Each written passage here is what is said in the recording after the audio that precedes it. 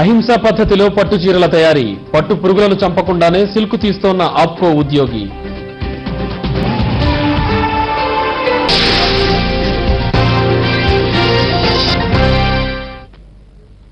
పట్టు పీతాంబరాలు ధరించడం మన తరతరాల ఆచారం. ఓ పట్టు వస్త్రాన్ని మనం ధరించాలంటే కొన్ని వేల పట్టు పురుగులు ప్రాణత్యాగం చేయాల్సి ఉంటుంది. అయితే ఇకపై పట్టు పురుగులకు ప్రాణభయం లేదంటున్నాడు హైదరాబాద్కు చెందిన రాజయ్య. అహింసా పద్ధతిలో సిల్క్ను వెలికితీసే నూతన ఒరవడికి శ్రీకారం చుట్టాడు ఈ ఆప్కో ఉద్యోగి.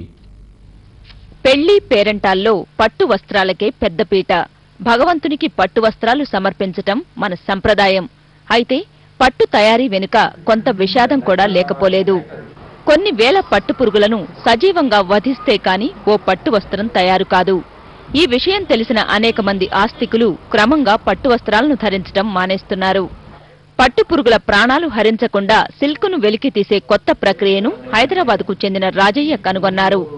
యాదృచ్ఛికంగా కలిసిన మాజీ రాష్ట్రపతి వెంకట్రామన్ భార్యతో పాటు అమలా అక్కినేని ప్రేరణ రాజయ్యకు తోడయింది.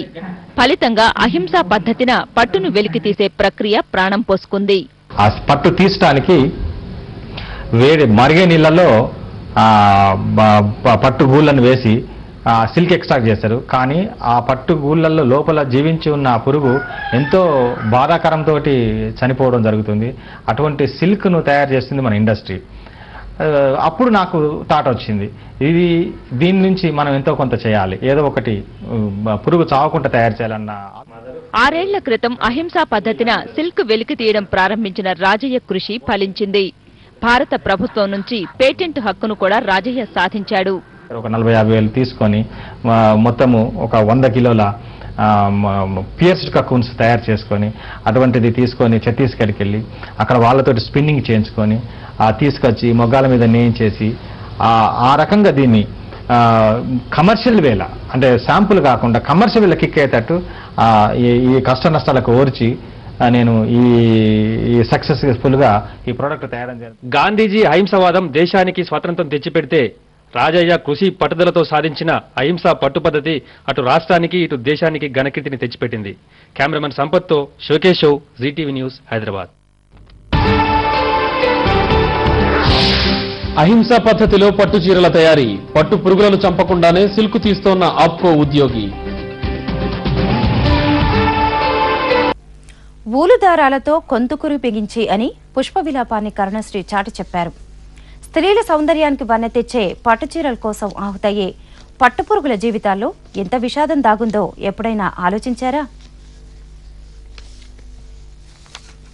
అందమైన పట్టుచీరల తయారీలో ఎంత హింస దాగి ఉందో తెలిస్తే ఆశ్చర్యమేస్తుంది, బాధ కలుగుతుంది. 7 గజాల చీర నేయడానికి దాదాపు 40,000 నుంచి 50,000 పట్టుపురుగులు ఆహుతవుతాయి. పట్టుగూళ్లను మరుగుతున్న నీళ్లలో వేసి లోపల ఉన్న పట్టుపురుగులు చనిపోయాక వాటి నుంచి దారాలు తీస్తూ ఉంటారు. అయితే ఈ పద్ధతికి స్వస్తి చెప్పి పట్టుపురుగులకు హాని కలగని రీతిలో పట్టుదారాన్ని తీసే విధానాన్ని హైదరాబాద్కు చెందిన కుసుమ రాజయ్య రూపొందించారు. దీనికైనా పేటెంట్ కూడా పొందారు. ఈ విధానంలో పట్టుపురుగు రెక్కల పురుగు అయి బయటికి వచ్చే వరకు ఆగి దారం తీస్తారు.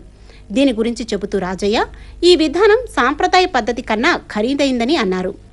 మామూలు పద్ధతిలో 90% దారం వస్తే తమ పద్ధతిలో 16% దారం వస్తుందని, కనుక పట్టు ఖరీదు పెరుగుతుందని చెబుతూ కొన్ని వేల పట్టుపురుగులకు జీవదానం లభిస్తున్నప్పుడు ఈ పాటి నష్టం ఒక లెక్కలోనిది కాదని అన్నారు.